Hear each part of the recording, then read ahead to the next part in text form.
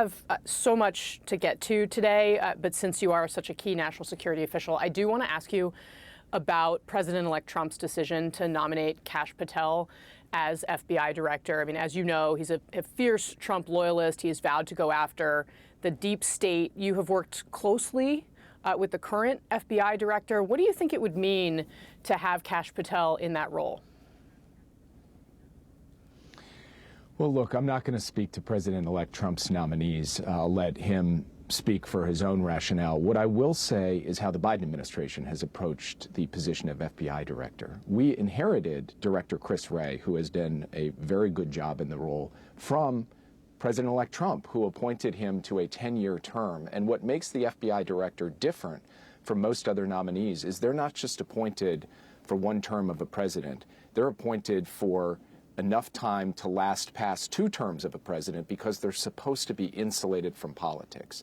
President Biden scrupulously adhered to that longstanding bipartisan tradition, and for a good reason, because the FBI director should not be subject to the whims or the to's and fro's of politics. But as for the announcement yesterday or the decisions President-elect Trump has made, they'll have to speak to that themselves. Sir, Kash Patel also published a book where he listed people who are part of the deep state. Your name is on that list. Would it concern you to have him have all the powers of federal investigations? And would you fear personal retribution? Look, I wake up every day to try to defend this country and protect the national interest. I got 50 days left. I'm going to stay totally focused on every single one of those days to make sure that we have a smooth handoff to the next team and we put them in the best strategic position possible. And I can't spend my time worrying about other things at this point.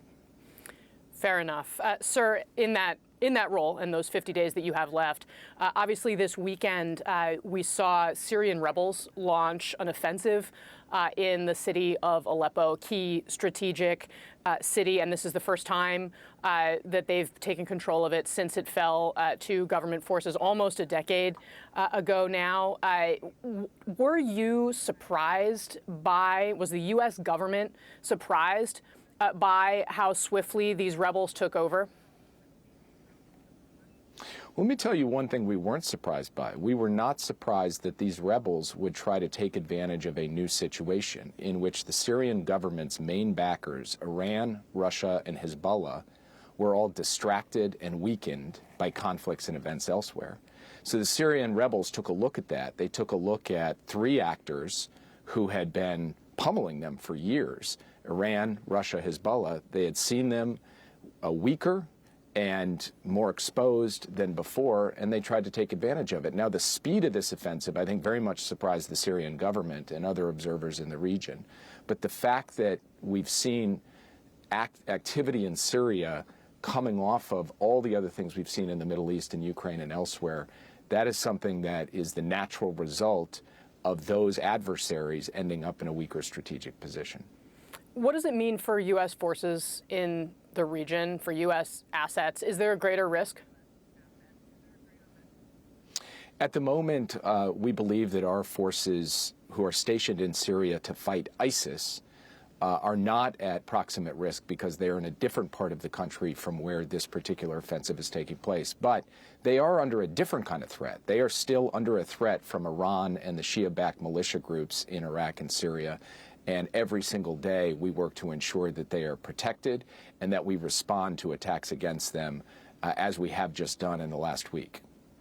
So do you think what the rebels have done here in Aleppo advances U.S. strategic interests at this point?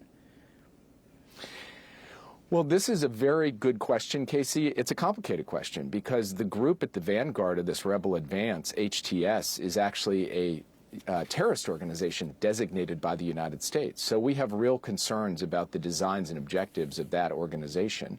At the same time, of course, we don't cry over the fact that the Assad government, backed by Russia, Iran, and Hezbollah, are facing certain kinds of pressure. So it's a complicated situation. It's one we are monitoring closely, and we are staying in close touch with regional partners about it. Let's move to another area of the Middle East that I know the president has been so focused on here in his waning days in office. I mean, we saw that there's now a ceasefire between Israel and Hezbollah in Lebanon. It's still holding at this hour. But the big question here, what does this all mean for the war between Israel and Hamas in Gaza? And Senator Lindsey Graham, who is a very close ally of President-elect Trump, he came right out and he said that Donald Trump wants to see a deal, a ceasefire deal, completed in Gaza before his inauguration. Does that make a deal more possible here in the final, I think you said, 50 days?